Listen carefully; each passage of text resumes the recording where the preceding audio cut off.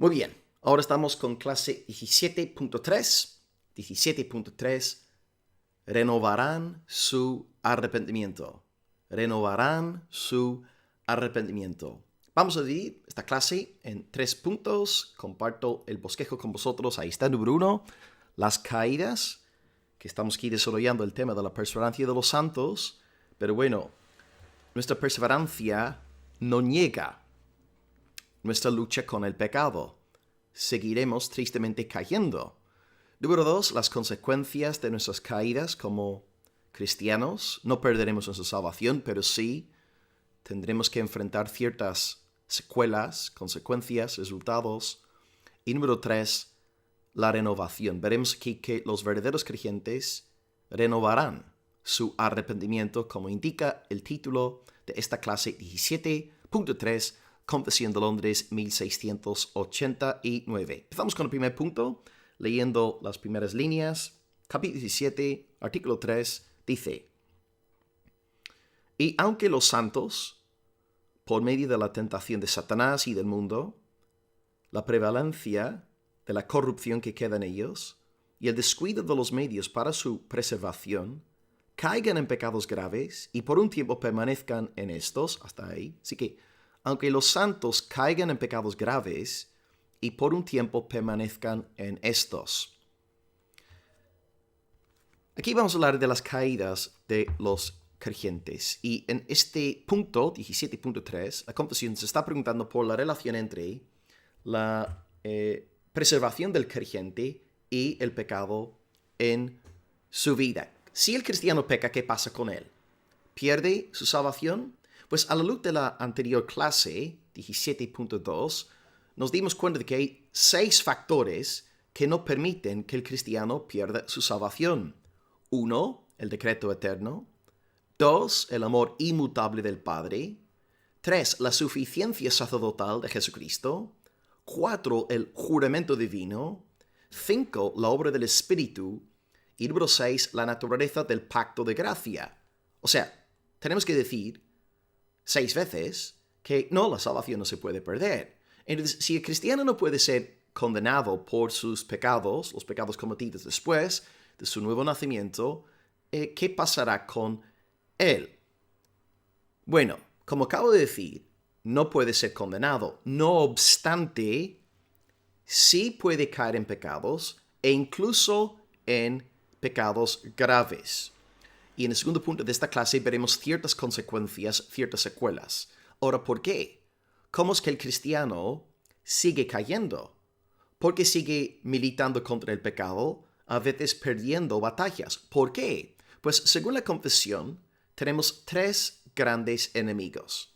Estos 3 enemigos están vivos, están con nosotros y están, en primer lugar, el diablo, ¿ok? Podéis leer ahí, por medio de la tentación de Satanás, el diablo. Enemigo número 1 del pueblo cristiano, Satanás. Él es el tentador, él tienta al pueblo de Dios. De hecho, él llegó a tentar a nuestro Salvador Jesucristo en el desierto. ¿Os acordáis? Jesús, antes de arrancar, iniciar su ministerio público, él estuvo en el desierto 40 días y ahí fue tentado por Satanás en 3 ocasiones diferentes. Luego, enemigo número 2 es el mundo, dice la tentación de Satanás y del mundo. Y claro, Satanás usa el mundo para seducirnos. La mundanalidad procura apoderarse de los afectos de los enemigos. ¿Y qué es lo que nos ofrece el mundo? Pues como dice el apóstol Juan, 1 de Juan 2:16, en el mundo lo que hay es la vanagloria de la vida, los deseos de la carne y los deseos de los ojos. La vanagloria de la vida, los deseos de la carne y los deseos de los ojos. Así que enemigo número 1, Satanás. Enemigo número 2, el mundo, con sus deseos nocivos, perversos. Y enemigo número 3 es la corrupción que hay en nosotros. O bueno, en términos de Pablo, la carne. La carne. Es que tú tienes 3 enemigos principales. Enemigo número 1, Satanás. Enemigo número 2, el mundo. Enemiga número 3, la carne. 3 enemigos feroces, 3 enemigos que están vivos y que día tras día están intentando asediarte. Ahora, interesantemente, la confesión va más allá para nombrar también otro gran problema en cuanto a nuestra santificación, porque sí, están los tres enemigos de toda la vida, pero también la confesión agrega que no solamente está Satanás, no solamente está el mundo, no solamente está la carne, también agrega que está también el descuido de los medios. El descuido de los medios. Y claro, cuando hablo aquí de nuestro descuido, los medios hay que tener en mente son los llamados medios de la gracia, los medios que Dios nos ha regalado en su gracia, en su sabiduría, para que crezcamos en la fe, en la santificación. ¿Cuáles son algunos de estos medios de la gracia? Bueno, la palabra de Dios, tanto predicada, sobre todo predicada, como leída. La oración, tanto pública como privada. La comunión de los santos, el estar regularmente, ¿no?, con los hermanos en reuniones para la edificación del cuerpo, la celebración también de las ordenanzas, su medio de la gracia, tanto el bautismo como la Santa Cena. Entonces, si un cristiano deja de exponerse a la palabra, si abandona la oración y se aparta de la iglesia, no tardará en caer en pecados graves. Sam Waldron ha escrito lo siguiente: descuidar tales medios, por ejemplo, la palabra de Dios, la oración, la comunión de los santos, es una profecía de pecado grave. Tremendo, ¿no? Descuidar tales medios es una profecía de pecado grave. ¿Es tu vida actual una profecía así? Ahora, lo que sí quisiera deciros es que estos tres factores que hemos antes nombrado, ¿no?, Satanás, el mundo y la carne, en última instancia provocan nuestro descuido de los medios de la gracia, ¿verdad? Por ejemplo, si pensamos en los tres de los medios de la gracia que he nombrado, ¿no?, la palabra, la oración y la comunión de los santos, pues claro, pensemos aquí en nuestros tres enemigos en el texto. Pues en cuanto a la palabra de Dios, Satanás, él no quiere que tú te expongas a la fiel predicación de la palabra del Señor. Satanás lo que quiere hacer es robar esta semilla de tu corazón. Y por eso Jesús nos dice en la parábola del sembrador que estos son los de junto al camino, en quienes se siembra la palabra, pero después que la oyen, enseguida viene Satanás y quita la palabra que se sembró en sus corazones. Es que, claro, tu descuido de los medios de la gracia también está de una forma instigado, provocado por estos tres grandes adversarios. Si pensamos, por ejemplo, en la oración, el mundo no quiere que ores a Dios en espíritu, en verdad. Así que el mundo, con su mundanalidad, te va a ofrecer 100,000 otras cosas, ¿no?, que hace para tú no poder ponerte de rodillas, ¿verdad? Entonces la mundanalidad te dice que la oración no sirve, Dios no nos oye, mejor hacer algo productivo, no ores. Así que el enemigo está intentando alejarnos de la oración a través del mundo. Y luego el tema de la comunión de los santos, pues la carne muchas veces no desea congregarse, ¿no? Te levantas un domingo por la mañana, y está, voy a quedarme aquí un par de horitas más en la cama, estoy reventado, 6 días esta semana trabajando, necesito recuperar fuerzas. Entonces la carne te hace vago, perezoso. Y podemos ver cómo en el descuido de los medios de la gracia, que también en este descuido están siempre detrás estos tres enemigos, Satanás, el mundo y la carne. Y día tras día, tú y yo estamos lidiando con estos tres enemigos de forma constante, de forma diaria. Así que puesto que el cristiano está rodeado de tales enemigos, es posible que caiga. Y de hecho, nuestra experiencia cristiana nos enseña que pecamos todos los días.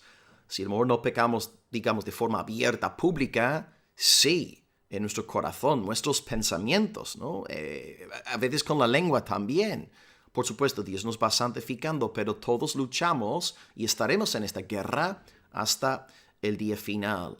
Por tanto, amados, bien necesario, indispensable que estemos comprometidos con los medios de la gracia para que no acabemos sumergiéndonos en pecados escandalosos, en pecados graves. Bueno, para no sumergirnos en pecado.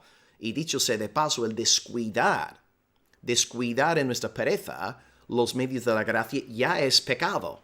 Y el pecado siempre acaba generando más pecado. Amén. Hasta aquí, entonces, el primer punto del estudio de hoy. Hemos hablado de las caídas. Sí, es perfectamente posible que un cristiano caiga. Uno no deja de ser cristiano por pecar.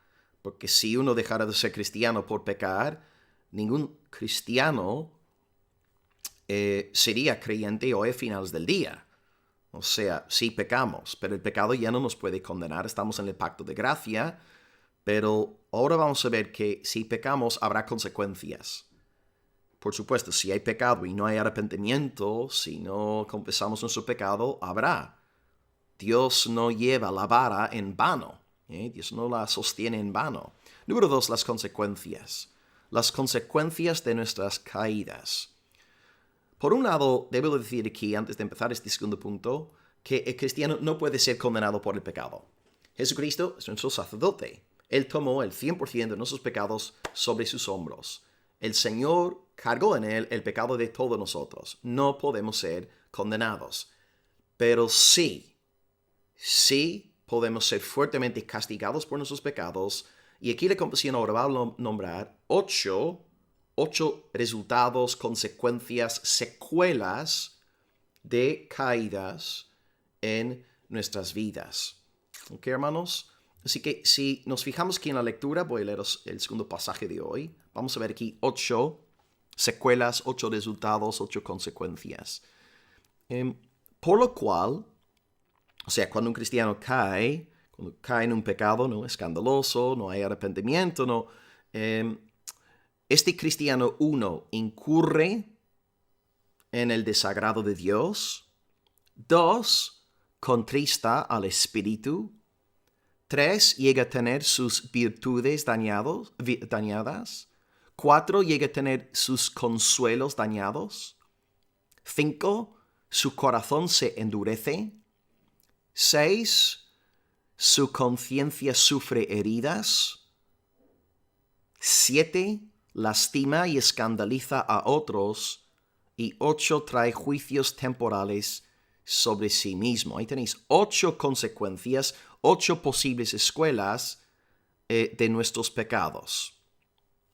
Es que en primer lugar, el cristiano que peca incurre en el desagrado de Dios. Ahora, fijaos cuidadosamente, no dice, incurre en la ira de Dios. Observad, por algo dicen desagrado y no dicen ira, ¿ok? El cristiano que peca incurre en la ira de Dios. Es imposible que el cristiano esté bajo ira. Ya no somos hijos de ira. Somos hijos de gracia, hijos de misericordia, hijos del pacto de Dios. Tú y yo no podemos caer más bajo la ira de Dios. Antes de conocer a Cristo, la ira de Dios reposaba sobre nosotros, Juan 3:36. Ahora somos de Cristo, ya no hay más ira. Cristo es nuestra propiciación. La ira fue aplacada. Cristo apaciguó la ira de Dios. Pero sí podemos caer bajo el desagrado paternal de nuestro Padre amoroso. Pensemos como ilustración en una familia. ¿Qué padre se parte de la risa cuando su hijo se rebela contra él abiertamente? No conozco a ningún padre así, ¿verdad? Yo pienso en mis hijos. A mí no me hace nada de gracia que mis hijos me desobedezcan. A mí tampoco me hace nada de gracia que les falte respeto a su mami, ¿verdad? Entonces, mi hijo, mis hijas, pueden desobedecerme, pueden meterse con mami. No es que dejen de ser mis hijos. Siempre serán mis hijos. Hasta que no estén en la tumba, siempre serán hijos de Will y de Agatha. Y yo siempre seré su padre, y mis padres siempre serán mis padres, mis abuelos, etc. Nunca dejarán de ser mis hijos. Siempre contarán con mi amor paternal, pero, sí pueden caer bajo mi desagrado por causa de su rebeldía. Y debemos nosotros también acordarnos de eso, de que cuando el desagrado de Dios está sobre nosotros y nos disciplina, esta disciplina del Padre no es un fruto de su odio, No es un fruto de su ira, sino más bien un fruto de su amor por nosotros. Nos acordamos de Hebreos 12, versículo 8, que dice, si se os deja sin disciplina, entonces sois bastardos y no hijos. Dios disciplina a sus hijos, azota a todo aquel que recibe por hijo. Así que sí, tú y yo podemos provocar el desagrado del Padre por nuestro pecado, pero no podemos suscitar su santa ira, porque esta ira reposa sobre los incrédulos, no sobre los hijos de Jesucristo. La segunda escuela es que, según la lectura, contristan al Espíritu Santo. El Espíritu Santo mora en nosotros, es la simiente de Dios en nosotros, como aprendimos en la lección anterior, y si pecamos contra la voluntad de Dios, contristamos al Espíritu. Y aquí la confesión está aludiendo directamente a Efesios 4, versículo 30, donde Pablo, en el Espíritu Santo, nos exhorta diciendo, no contristéis, no entristezcáis al Espíritu Santo de Dios, con el cual fuisteis sellados para el día de la redención. Y claro, si tú tienes dentro de ti mismo al Espíritu Santo contristado, dejará de fluir esa agua del gozo de la salvación. Y de hecho es por esta razón que David en el Salmo 51, cuando está confesando su pecado, le dice a Dios en un momento dado del Salmo, el versículo 12, vuélveme el gozo de tu salvación. No dice David, vuélveme tu salvación. No había perdido su salvación porque el pecado no nos puede condenar. Estamos bajo el pacto de gracia, al igual que David. Entonces, David pide que le sea devuelto el gozo de la salvación. ¿Por qué? Porque el Espíritu estaba contristado en él. No es que hubiese perdido el Espíritu de Dios, el Espíritu estaba con él, el Espíritu permanece en los regenerados, pero sí perdemos el gozo de la salvación. John MacArthur aquí escribe en cuanto a este versículo, Dios se entristece, si queréis ahí colocar el Espíritu de Dios se entristece, cada vez que sus hijos rehúsan cambiar los hábitos viejos del pecado por los hábitos justos de la vida nueva. Debería notarse que esas respuestas por parte del Espíritu Santo indican que Él es una persona. Ah, sí, claro. ¿Y por qué dice MacArthur esto? Porque en el texto dice que el Espíritu Santo puede ser contristado, entristecido. Y desde luego, el Espíritu Santo, ya que tiene emociones, no puede ser una fuerza impersonal como enseñan los testigos de Jehová. El Espíritu Santo es una persona. Un agente personal experimenta emociones, ¿no? Tú sientes tristeza, yo también. Pero la electricidad no, la leche no, la luz tampoco. ¿Entendéis? Entonces, un agente personal experimenta emociones, por tanto, el Espíritu Santo es una persona. Pero lo importante aquí es entender que si tú y yo pecamos contra Dios, el Espíritu está contristado en nosotros. Son secuelas, son consecuencias. No es que vayamos a ser condenados en el día de Cristo, pero sí, nuestra vida cristiana se verá severamente afectada por nuestras caídas si no hay arrepentimiento y confesión de pecado. La tercera secuela, 1, el desagrado de Dios, 2, contristar al Espíritu, 3, llegamos a tener nuestras virtudes dañadas.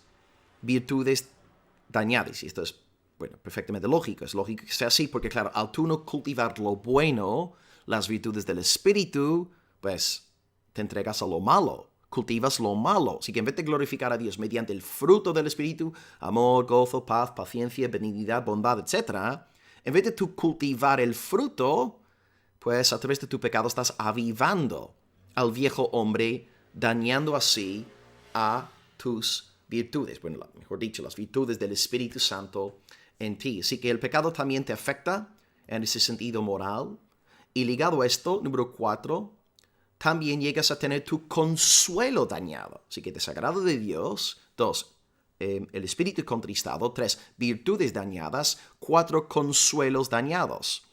Porque claro, tu consuelo en esta vida, ¿qué es? Que eres de Cristo, que tienes la salvación eterna. Pero cuando estás en pecado y no hay arrepentimiento, no hay confesión de pecado, pues Dios no va a permitir que tú disfrutes de la seguridad de tu salvación. Es un poco como antes, cuando cité Salmo 51:12. Vuélveme el gozo de tu salvación.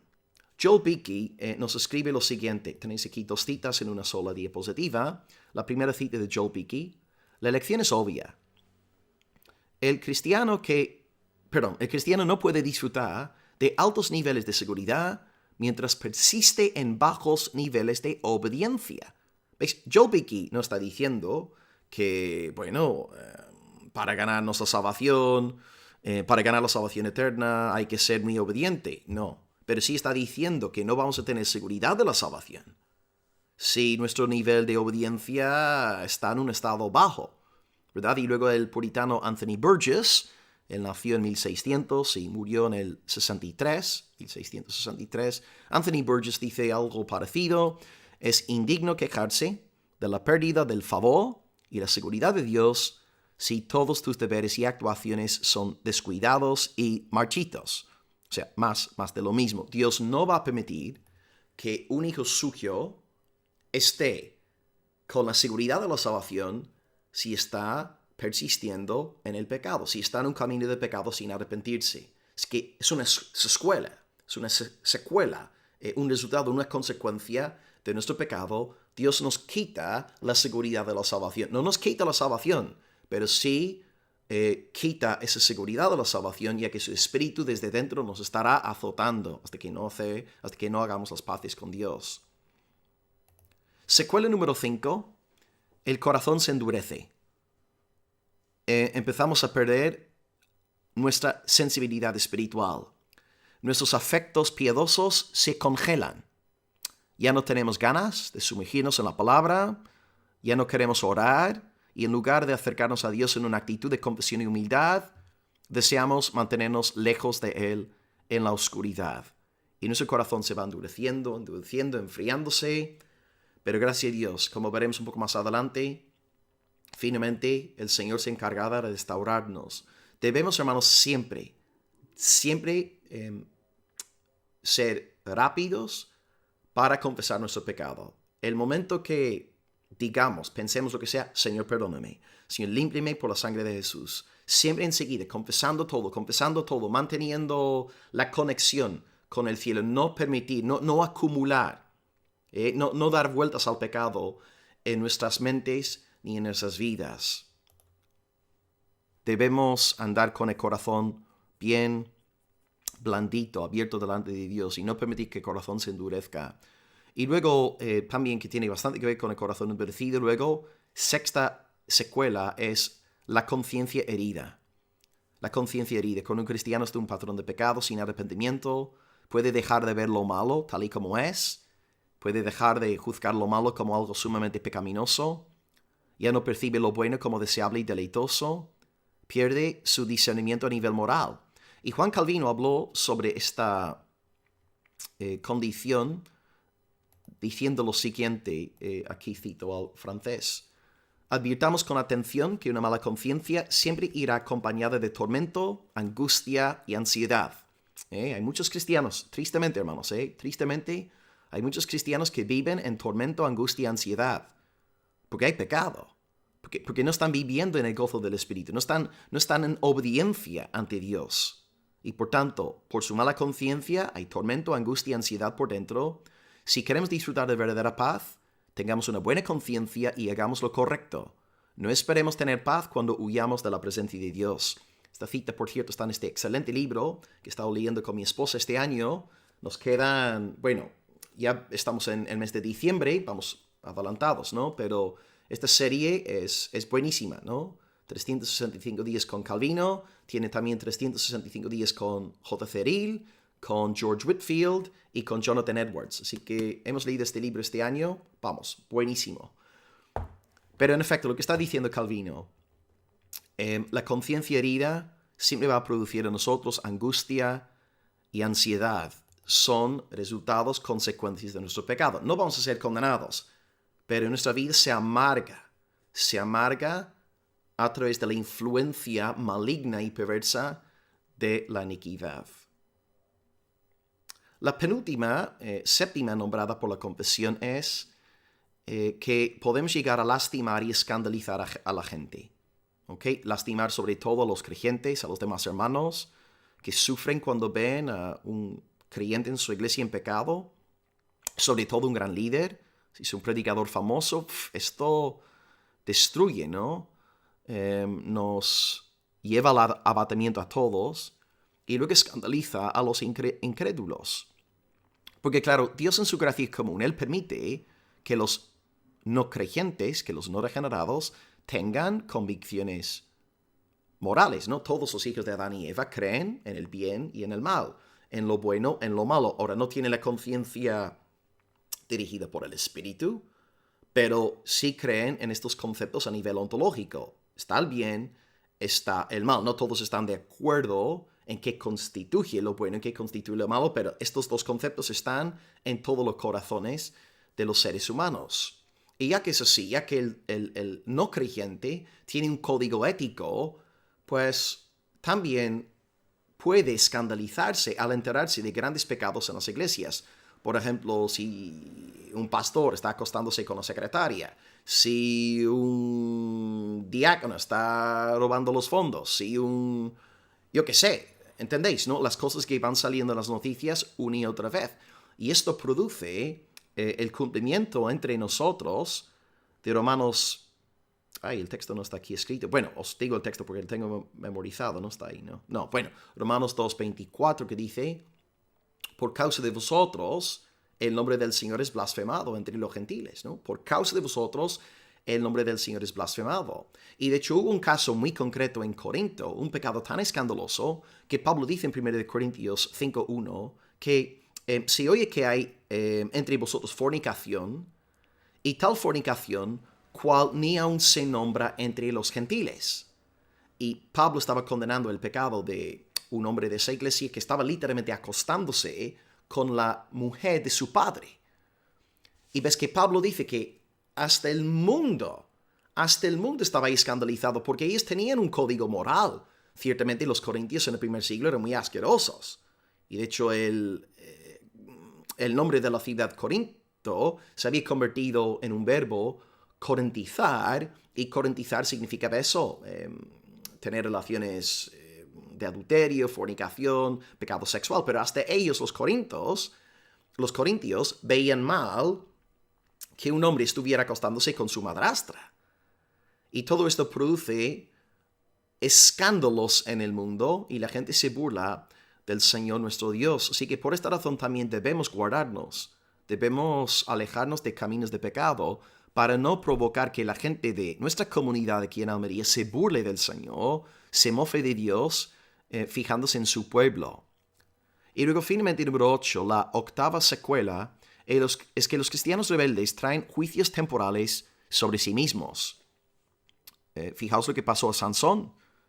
Fue entregado a los filisteos por su pecado, por tontear tanto con el pecado. Ahora, Sansón está en el cielo, pero recibió juicio temporal. David, después de fornicar con Betsabé, perdió a su hijo. Ese hijo que había sido concebido, pues, murió. Nuevo Testamento, Ananías y Zafira murieron tras mentir al Espíritu Santo.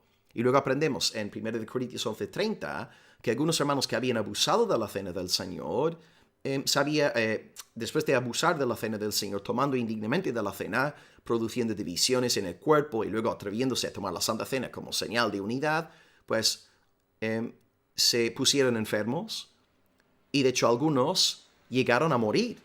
Es que 1 Corintios 11:30, Pablo ahí dice que algunos ya duermen. Es un eufemismo para hablar de la muerte. O sea, Dios había disciplinado a la iglesia. Por tanto, si tú estás perseverando en un camino de pecado, sin arrepentirte, sin confesar tu pecado, en realidad estás casi invitando a Dios a que derrame un juicio temporal sobre ti. Así que ruégale a Dios que te libere de semejante locura y de siempre ser pronto a la hora de confesar tu pecado. No en vano lleva Dios la vara.